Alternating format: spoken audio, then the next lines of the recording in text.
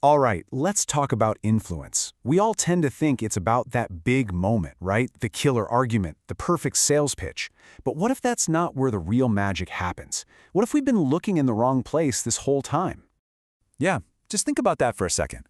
What if the most important part of persuading someone happens before you even open your mouth to make your case? That's the powerful, kind of revolutionary idea we're diving into today. So first, let's just shatter a really common illusion. What we see is a moment of masterful persuasion. It's usually just the tip of the iceberg. It's not some kind of magic trick. It's often just the very last step in a much quieter and frankly more powerful process that's already taken place. To really get this, check out this brilliant experiment.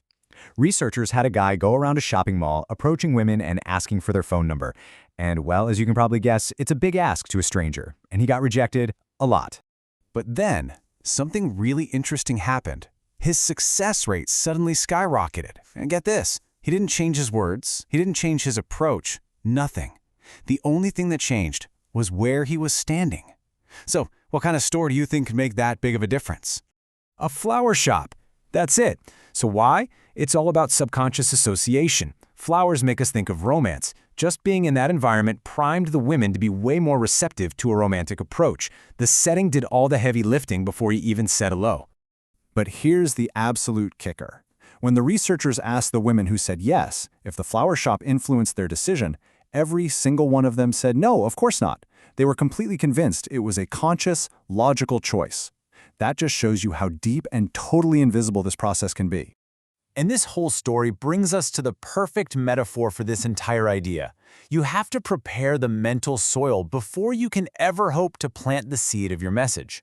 The official name for this is Pre-Suasion, and it's not about the message itself. It's about creating the psychological framework that makes people welcome your message. It's the art of mastering that critical moment right before the main event. So really, it's a two-step dance. First, you prepare the soil. Then, you plant the seed. And what's wild is that the true masters of influence, in any field, spend most of their time and energy on step one. They focus on preparing the ground because they know if they get that right, the seed will practically grow itself. Okay, so how do you actually prepare the soil? Well, the first major principle is to understand this. Whatever you can get someone to pay attention to, they will automatically see it as more important. It's that simple. Where our attention goes, importance grows. This online furniture store test is a perfect example. So half the people who visited the site saw a background image of soft, fluffy clouds. The other half saw a background full of coins.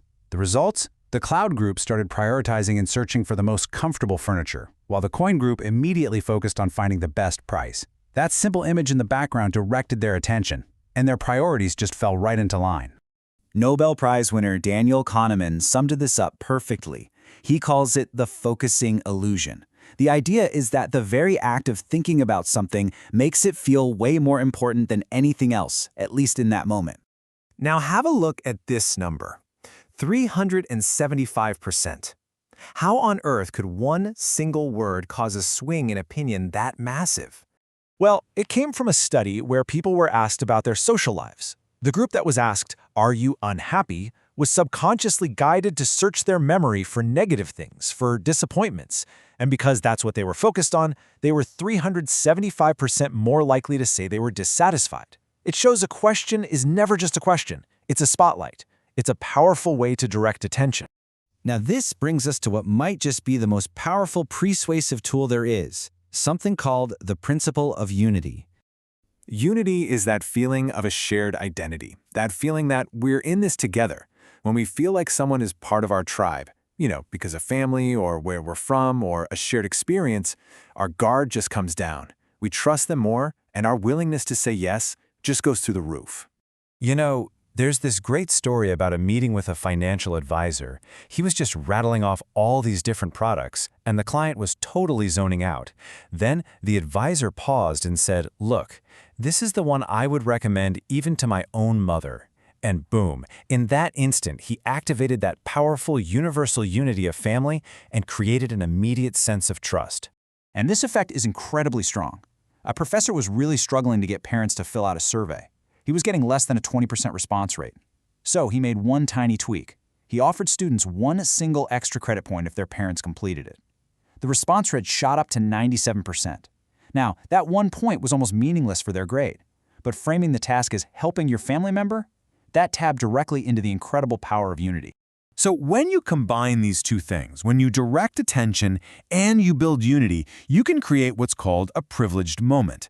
This is the ultimate window where influence is at its absolute peak. Think of it as that perfect, narrow window of time right after you've prepared the soil. You've focused their attention, you've established a connection, and for that brief moment, that person is uniquely, powerfully receptive to whatever you have to say.